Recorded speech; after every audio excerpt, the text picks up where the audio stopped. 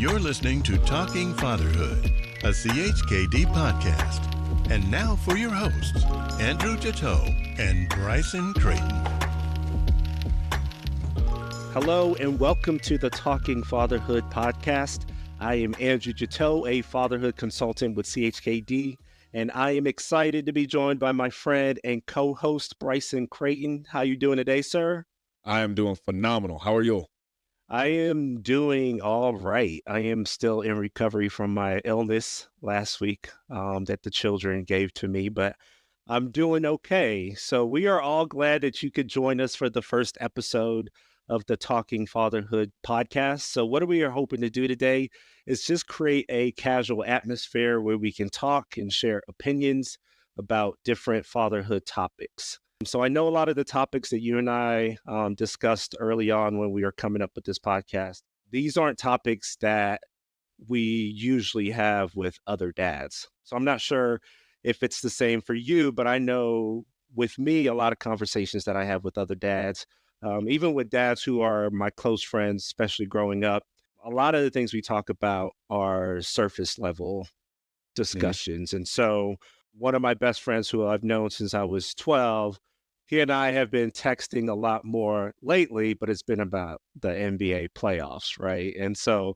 it's nothing that really tends to go deep. And taking a look at my other relationships with other dads, I would say it's about the same thing where we don't really talk about some of these topics that you and I are hoping to dive into. So is that the same for you, or like what do conversations with other dads tend to look like for you?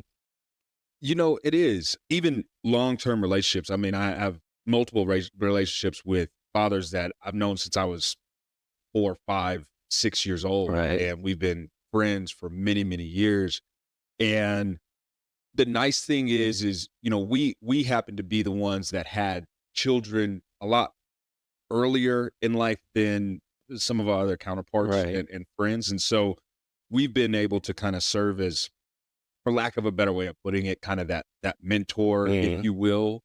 And so those relationships and those conversations have started to open up a lot more. Right. And to your point, like I've done a lot to start reaching out to those individuals a lot more, checking in a lot more, trying to get deeper, say, hey, let's go out for a bite to eat, you know, whether Right. it's with the family, whether it's one-on-one, and let's really have real conversations. So, and quite frankly, that started a lot more when you and I got connected, Right. just almost a year ago now. So Right. I think that the more consistent conversation that takes place, these things can start to open up with the Mm. right individuals. Okay. Yeah. As you were talking, I was wondering if like, does that work for you? Because it doesn't really, it works a little bit, you know, because I asked those prompting questions like, hey, how's, and maybe I'm not asking the right question, but sort of like, how's fatherhood? Right. So it's not Mhm. necessarily like, how are you doing? Because you typically, you know, in those situations get that response where it's like, fine, or I'm good, or everything's cool. But it's like, how's fatherhood? How's your role as a dad Mhm. going? And, you know, I sort of hesitate from like asking some of the questions that we are going to answer today, like what are your biggest challenges with fatherhood? You know, so far, you know, because that's not natural. So I know with me, there's been moments where I reach out to friends to try to go a little bit deeper, Mhm. and it doesn't really go anywhere, mainly because they're not used to someone else Right. checking in with them about that. So, what's your experience been like? You know? I would say it is asking that deeper question. And it goes back to, you know, it goes back to really kind of tapping into the challenges that I experience. So for instance, you know, one individual, they now have 2 children, Mhm. you know, roughly what I want to say 3 and basically a newborn. And so the question would be like, hey, how is it having 2 children now? You're a man-to-man defense. Right.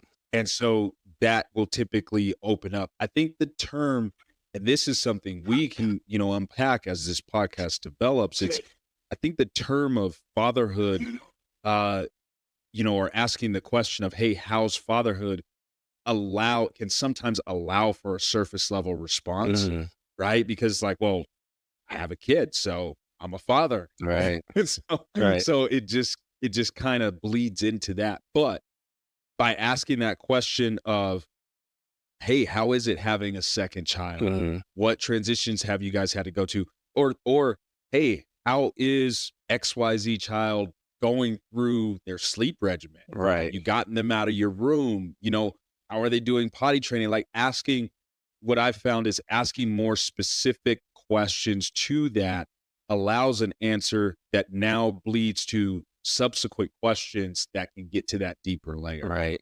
So trying to tap into the actual problem that whether we've experienced it or that they're experiencing can sometimes open that up. Right. Yeah, and that's where I have seen people, the dads that I check in with, being able to go deeper is my ability to recall, like, okay, you told me you were going through this issue with your kid, or this is coming up, or this is happening, and I was able to remember, and bring it up and check in with you. So I just made a note, on my document because that's a great podcast episode. It's like how to go deeper, in conversation. So I think we could talk about that for another, hour if we wanted to, but that's not the topic of today's, podcast. So today's podcast is a special episode. It's the first episode, but it's a special episode because we are doing it and dedicating it to Father's Day, which is, want to say, coming up. I'm not sure when this podcast is being released, but it is, coming up soon, or it's happening now, or it has happened, but it is surrounding, Father's Day. So, what we wanted to do was take the opportunity to answer three questions. So, Bryson's going to answer, and I'm going to answer, three questions that are just focused on our fatherhood journeys so far. So, question number one, I'll just go over the three questions and then we'll dive into them one by one. So, number one, what's been your greatest joy in fatherhood? Number two, what's the biggest challenge that you've experienced so far in fatherhood? I added a sub question to that, just in terms of like, what do you anticipate being a bigger challenge as your kids grow up? Because I just had some thoughts on that. And then lastly, one piece of advice that you would give to your younger self or to a new dad. So I will ask the first question and then B, I'll let you go first. So, what has Perfect. been your greatest joy in fatherhood thus far? That's a tough question. It really is a tough question because I have to pick Because it's one all been so subset. joyful, right? Yeah. But that being said, my greatest joy, to be honest with you, having a 7 and a 4, almost 5-year-old, and both girls, being a girl dad, as you are, Mm, the greatest joy is being able to see specifically how having girls has changed me as an individual. mm, Looking at who I was prior to kids, not in a bad way or anything, right. but it makes you tap into a little bit more of your emotional side and becoming more intertwined with how to actually progress feelings to another individual, which as men we typically struggle with. Mhm. So I would say that has to be the greatest thing because it allows me to see the growth in my children and see it over time and be present. So that's probably the greatest component that I can truly pinpoint has changed me and has had a significant impact on my family over the last 7 years. How Right. about yourself? So I have a 9-year-old and a 6-year-old. And I would say that my greatest joy in fatherhood is my relationship with the girls. And this was something that I have been very particular about just in raising them, and because I think that's just very important. And so with my background in the mental health field and working with a lot of families, I've just seen a lot of deteriorated relationships between like parent and child. And as they continue to grow older and you don't have that solid foundation with your kids, that just leads to a whole lot of problems and you lose a lot of power and love and respect in the home. And so for me, what had always been important, with raising children is striking that balance of love and respect, which is very difficult to do. because you want your children to love you. You want to have a positive relationship, almost, bordering on like friendship, right? Like you want to have fun together with your kids, right? But you also want them to take you seriously. Like when it's time to stop playing, right? And it's time for them to do what they need to do, you need to have that respect built in that relationship. And the thing with respect as well too is like a fine line between like respect and fear, right? And so Yes. you don't want your children to be afraid of you. You want them to know that, okay, daddy's going to follow through on consequences.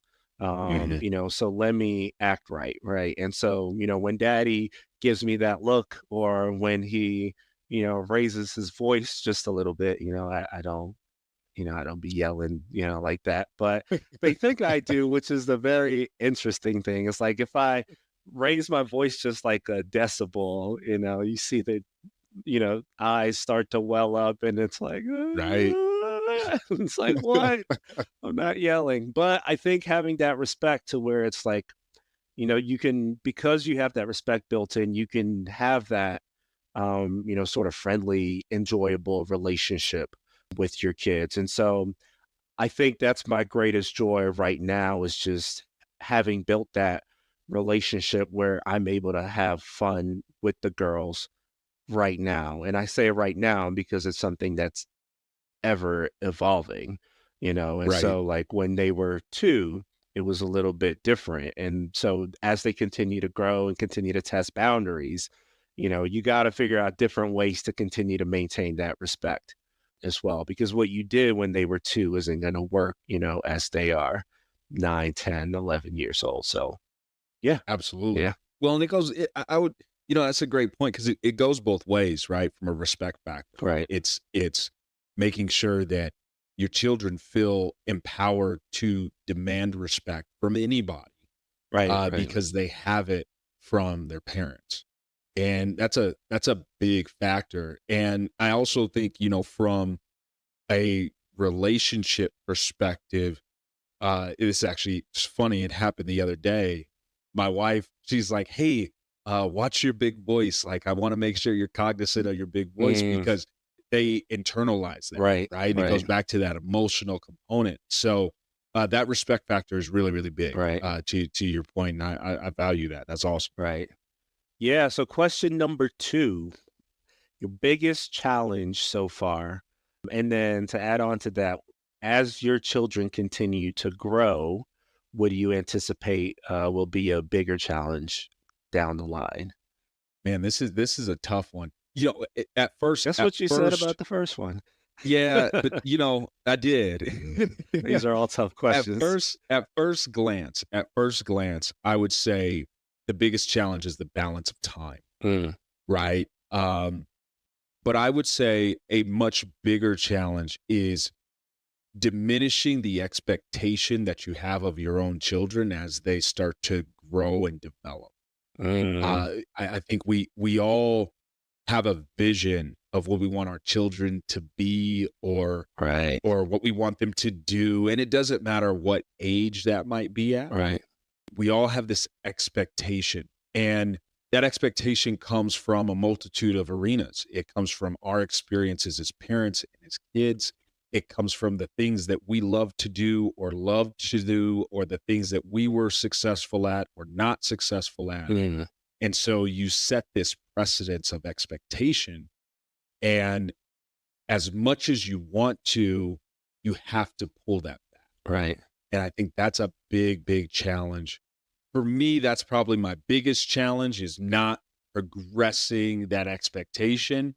And when they do something, as opposed to saying, hey, yes, that's great, or that's not great, or hey, did you try this, or you should do it this way, or whatever may have you, the question then becomes, hey, how did that make you feel? Right. Right? Because however they feel about what just happened or what they did or how they did it is the only thing that matters. Right. If we progress our expectation, then we tend to create a mindset for the child that as they become an adult, they now have the expectation for outward approval Right. for what they do in life. So for me, that's the biggest challenge so far. What do I anticipate being the biggest challenge going forward? I'll just say as you two have this same challenge, having two little girls and seeing them grow up into what will be one day women is a scary thought. It's a scary thought, especially in all the things that we're exposed to today, uh, as as a father and as what we do to protect our little ones, whether you have little girls or little boys or teenage kids or whatever may have you, uh, there's something about a little girl that you have this fear of overarching protection as they get older. Mm. And so to again tame that back and allow them to grow and experience life in the way that they want to experience it and the way that they can experience it so they can grow is going to be a challenge that I'm going to have to I'm going to have to Yeah, hold you on kind of to have to and get over. Yeah, experience. eventually. Yeah, figure out what to do with that. Yeah, yeah. I think those are good ones. I think especially to your first point, those expectations, especially since we have multiple kids as well too. So like when you have zero children, you have expectations like, oh yeah, my kids are going to be like this, and they're gonna be the cool kids, they're gonna play these sports, and they're gonna be nice and all of this stuff, right? And then you have your first one, and so that sort of tempers those expectations a little bit, and you And start to learn. And then you have your second one, and what you kind of don't realize is like you're setting expectations based off of like how it went with the first one. And so it's like, man, well, the older one did this at this age. Like, how come you're not crawling yet? Like, what's wrong with you? Right. And so it is, I think that's a really good point. It's like if you're not actively thinking about it, you're not recognizing that you're doing that or putting those expectations on your kids, and that'll lead you to say or do certain things to those kids because you haven't been made aware of those expectations. So I think that's right. true. Yeah, my biggest challenge so far is being on all the time. It's like I'm tired, right? uh, Explain being on all the time. yeah, so it's having children and then having to balance that with the rest of life, right? And Mhm. so you go to work. There's a lot of things around the house that need to be done. Man. There's a lot of bills that need to be paid. A lot of situations that the kids aren't aware of that are actually happening. And so when you are interacting with your kids, they don't know any of that is happening. They just want that, okay, yeah, it's my turn. It's my turn to have your undivided attention. And rightfully so. That's their right. We chose to bring them into this world, and so they want that undivided attention and they deserve it. Right? And so as a parent, you just want to try to give them that attention. You want to try to listen to every single story, that they tell. And, I listen to a lot of comedians who tell jokes about like kids are just the worst storytellers, right? There's no beginning, middle, or end, and it goes on. They never highlight the best part of the story, right?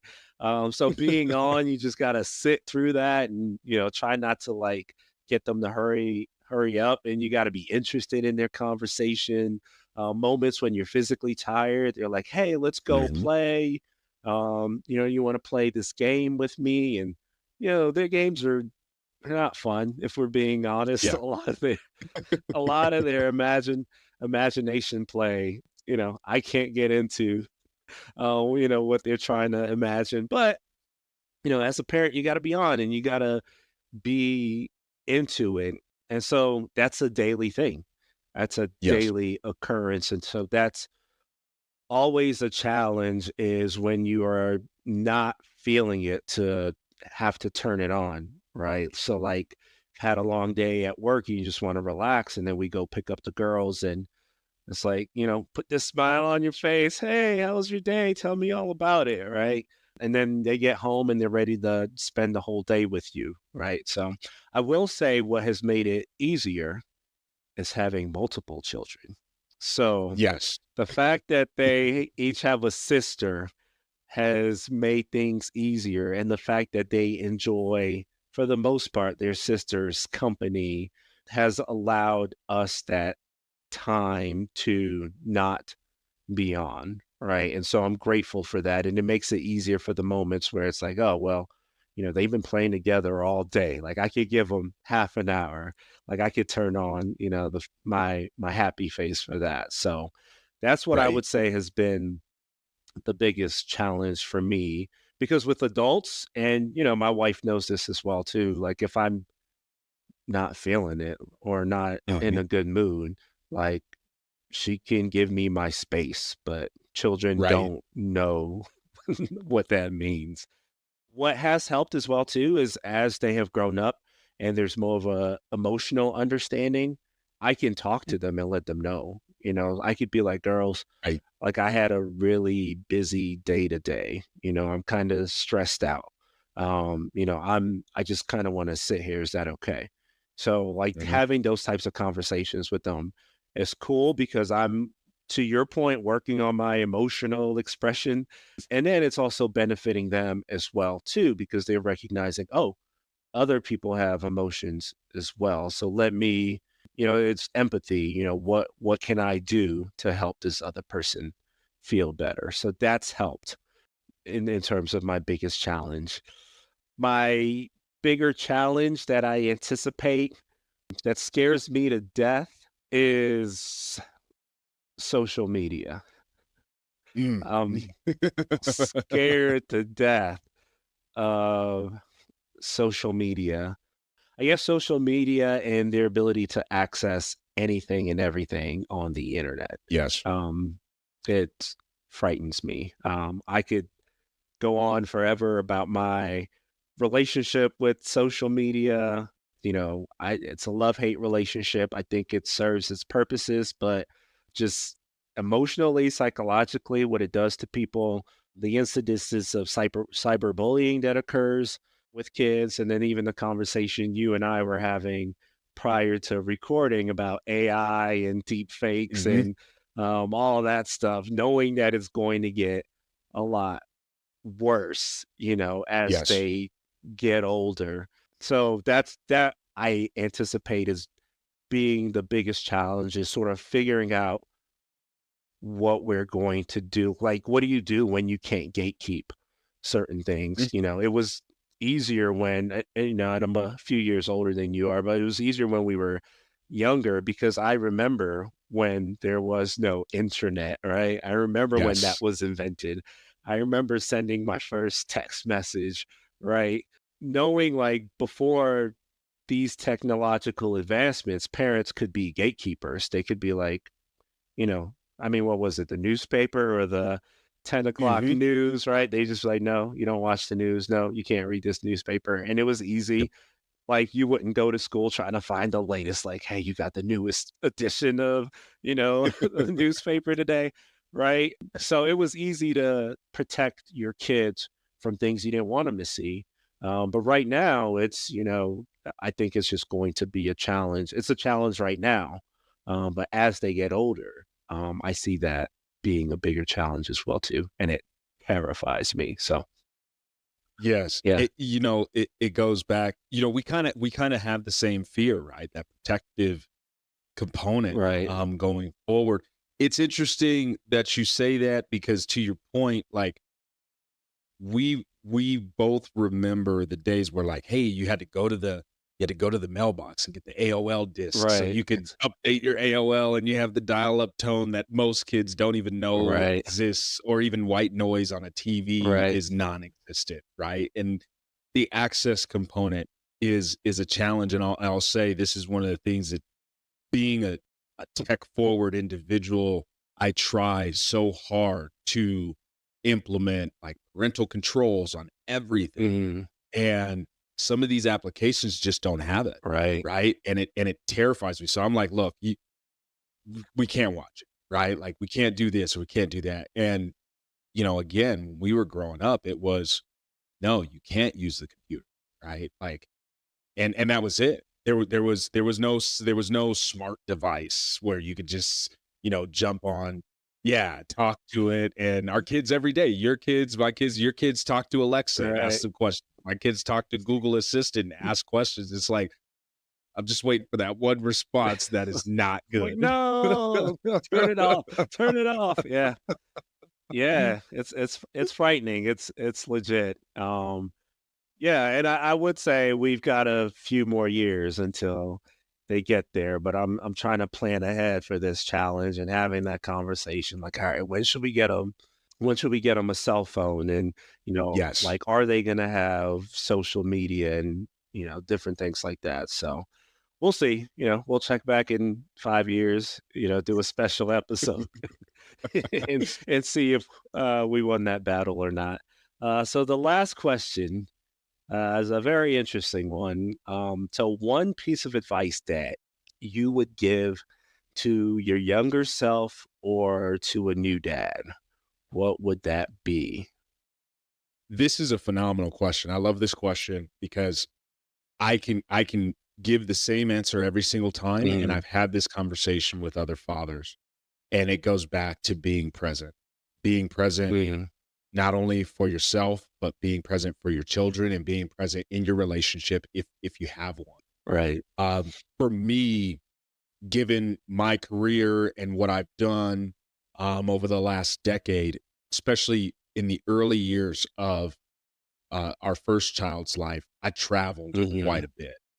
And no matter, I've always been that individual that says, I want to be, even before we had kids, I said, I want to be present for our kids. I had the ability to remember my parents being present just about for everything that I did, whether it was sports, whether it was an event, whatever may have you. At least one of my parents was present, and in most scenarios, especially as I got into through middle school and in high school, my parents were present, Yeah, even and so even I valued. now, like, Yes, 'cause and we'll talk about this on another episode, but yes, we coach our girls' basketball team, and so seeing your parents, like, at every game, right? yes. I'm like, that's cool to see that. They come to support, Right. and but it is a challenge because now, unlike in many of our childhood households where one parent could be the breadwinner. We now live in a world where most households are a dual income household. And that ends up taking away, unfortunately, not only from the relationship, but from the children. And so, again, back in when our first daughter was born, I was traveling probably maybe sometimes 3 times every single month. Mhm. And so there were some moments that I missed, regardless of my aspiration to be present at every moment possible. Right. And so for whatever uh, your career is, or whatever your focus is, or your passion, understand that that Yep. 15 minutes, 30 minutes, or an hour that you give your child on a daily basis is so leaps and bounds beyond anything else that you can provide them in life. Mhm. So that would be the message to my younger self and the message to any new father out there or any new parent for that matter is your career is always there. You can always find another way to make another dollar, but your Right. children, you're irreplaceable for. And those early childhood moments only happen once. Right. They only happen once. Right. Yeah, I think that's a great answer. And I would say, because I talk about this, like, when I give presentations on fatherhood, the quote I always go back to is, like, "The best ability is availability," right? And I Yes. think to your point, like, those little moments are precious, those little moments that you spend with the kids. And you and I, as of right now, have more flexibility in our schedules. So it Right. allows us that opportunity to get that quality time. But I know that there are a lot of dads out there who are listening who are like, yeah, that sounds good, but I gotta work, right? And Absolutely. so it is that challenge of like, as a dad, I should be more present, but sometimes the hours that you got to work just don't line up with that. And so, if that's the case for certain dads, like, what is your recommendation at that point? So, like the times where you were traveling and you had to work, like that was your job responsibility. How did you maximize those moments that you had? Yeah. So, especially in today's age, this is a great way to leverage technology, Mm. right? And one of the things that I did while I was traveling would, if I was not able to tell them good morning because I'm running an event or something of the like, or if I'm not able to tell them good night because I'm going to a dinner or whatever may have you, Right. I would send them a video, and just make sure I'd send my wife a video and say, "Hey, girls, daddy's not able to be there or tell you good morning, whatever it is. Mhm. Hope you have a great day." Right? Really quick, really simple. Even for bedtime. Hey, I love you. Good night. Talk to you in the morning. Whatever may have you. Like those little touches. And again, it kind of goes back to where technology really aids us is, Right. and we've started to do this, not to change the subject or anything, and we can maybe have a conversation around this, but we've started to send like videos and letters via email to we've created emails for our kids, Mhm. and we'll give them access to that email as they get older, but capturing these moments so they can go back and kind of see this almost diary of life. Right. Um, so that is what I would suggest. Mhm. And alternatively, listen, we've all had to make career choices to be able to put food on the table, for lack of a better way of putting it. And oftentimes, you may find that your career choice is not conducive for the family life that you want to have. And so that's where we really have to dig deep and find that time to start making career transition. So, there are these challenges, and Andrew, you've heard me say this. I always say there's always a solution to every challenge. You may not like it, but you can't want something and not be willing to give up the things that aren't allowing you to have it. So if you want more time to be present, then you have to create an environment to be present, and that may involve you giving up something, whether that's a passion, whether that's change in career, or whatever may have you. Uh, I'll just say, like, you and I really focus on trying to create and rekindle relationships, friendships. Mhm. And quite frankly, like, I have been what I believe is not necessarily the best friend because I cherish the time with my family and Right. my children. Right. And so I often will say no to things because that is the most important thing to me.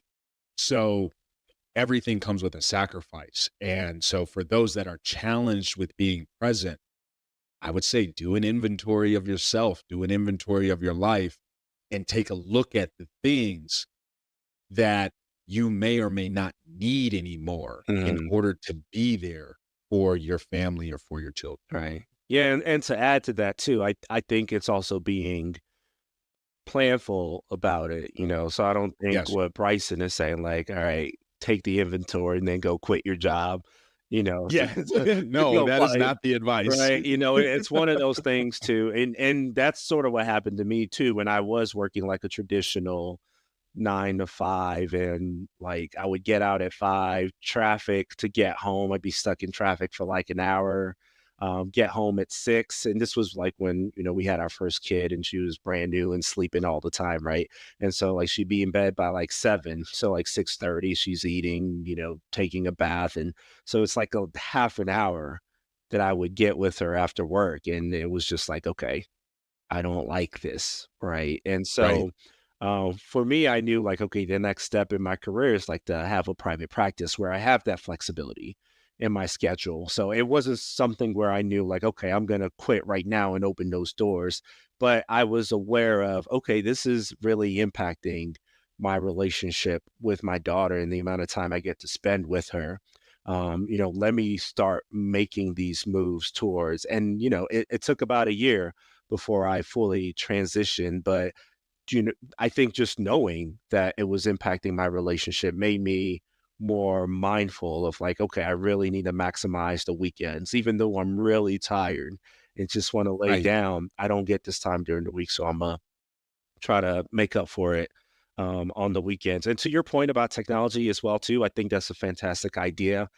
Something else that I did when I, would come home late and I wasn't able to help put the girls down, like I would record just the audio of me reading their favorite story. Right. And so Yes. like I would be able to read it to them and they could go through the pages. And even though you're not physically there, like that's still connection. And to Yep. them, that's still some sort of quality time that they are having with their dad as well. So I think that's fantastic. For me, a piece of advice that I would give to my younger self, I was kind of smiling as you were talking about not being the best friend, because of prioritizing family time. I would actually kind of say the opposite. So I wrote down get a babysitter. And Yes. the reason I wrote that down is just because with our oldest one, we had moved out of state, so we were away from family. And so we didn't Mm. have any help in terms of having people who could watch her while my wife and I went and did things, or when we individually wanted to go do things or pursue certain interests or to hang out with friends. And we were like the first in our group to have a kid. And Mhm. because of, our inability, or I don't even know if it was like an unwillingness. I think there's just something about like the first kid where you just like I'm not sure if it's like guilt where you feel like I just have to be with them all the Yes. time, right? Like we don't need a babysitter. It's okay. We're their parents. This is it. This is life now, right? So we just didn't have a babysitter. And so I think what suffered is like my wife and I, we used to play volleyball together. And Mhm. so like once we had our daughter, we just couldn't play together. And so I was still able to participate in some leagues and she would watch her and then there would be times where she would play and I would watch her. But in terms of like what we did as a couple, we just weren't able to do that anymore. We, didn't go out to eat. There was just a lot of different experiences to where it was, like if we can't bring her along, then, we just don't do it, and even like hanging out with friends. And that's when we were in our early 30s, so, around that age where people are still staying up 11 Yes. midnight. I know you still stay up that late, but and so like we couldn't do it because like kids have to be in bed by like 6:30, 7 o'clock. So, we might get invited out someplace and we would have to turn that down because Right. it was like, okay, we have to be home with the kid, but we could do brunch. You want to do brunch, and young folks Mhm. don't do brunch, No. you know. No. So that sort of impacted our social relationships. And it wasn't, it was sort of like waiting for our friends to play catch up and like, okay, let's wait for them to have kids and then, then they'll Right. know about brunch. And so that is my advice to just my younger self and to like new dads is just between you and your partner, the things that you do to feel connected to each other, the social relationships that you have. Just try to find ways to see how you can keep those going. And if you're blessed enough to be around family that is willing to take them, because I know sometimes even though you live around family, they don't Mhm. want to watch your kids, right? But if you are blessed enough to live around family members who are willing to watch your children for you, help you with that, or willing to have trusted people that you can hire as a babysitter, I would say jump on those opportunities. And so yeah, that would be my feedback. I would echo that. This is the babysitter arena is an arena that we did not explore just from a trust factor perspective, right? We are thankful enough to have family that lives close enough to where we could do that as well, and so that allowed us to keep um, our relationship tight and do the things that we love to do. But not very much different from you guys, and now we are starting to explore those opportunities where it's like, hey, yeah, let's have a babysitter, right? And so we can take care of the relationship because that's very, very important. And to your point around the sleep factor, kind of going back to the sacrifice piece, the sleep factor ends up being a little bit of our sacrifice. So we do kindle that time together. After we put our kids together, that becomes typically our time together. And so we do tend to stay up later than most, especially in our in our mid-30s age group. But to your point, that is a little bit of a challenge. And then the the friends thing, like, hey, let's wait for them to catch up because they'll learn what impact kids have Right. on how you operate. Yeah, like the audacity to invite me to an event that starts at 9? What? Right. Like, do they know? Yeah, yeah, Yeah, you gotta plan an overnight for the kids at that point. right, yeah, and yeah, it's waiting for them to catch up and to have kids and to experience that as well too. And actually something interesting happens when they do have kids is like you both become too busy to even hang Yes. out, you know? So it's like you're Yes. waiting for your friends to have kids so that you can have a social life. And then it's like even you and I, like we were like, we need to hang out soon. And we live a few houses down from each other. And Right. it's even like difficult just because schedules are busy. So yeah, Mhm. I would say, to the younger dads or to my younger self and to the new dads out there, it's just in terms of like your social life, your relationship with your partner, it's making time for those as well, too. Right. Whether it's a babysitter or staying up late, whatever it might be, making sure you're making time for that. Yeah, so we got through all three of the questions. I got a whole list of potential podcast ideas as well too. So I'm really excited for this opportunity. I'm really excited that we get to have these conversations. It's the old cliche that people say, like, someone needs to be having these conversations. We Yes. need to be talking about this. So I'm glad that we're actually able to talk about it. I want to thank everyone who's listening right now. We hope that what we had to say, just in terms of our experience and our opinions, was helpful.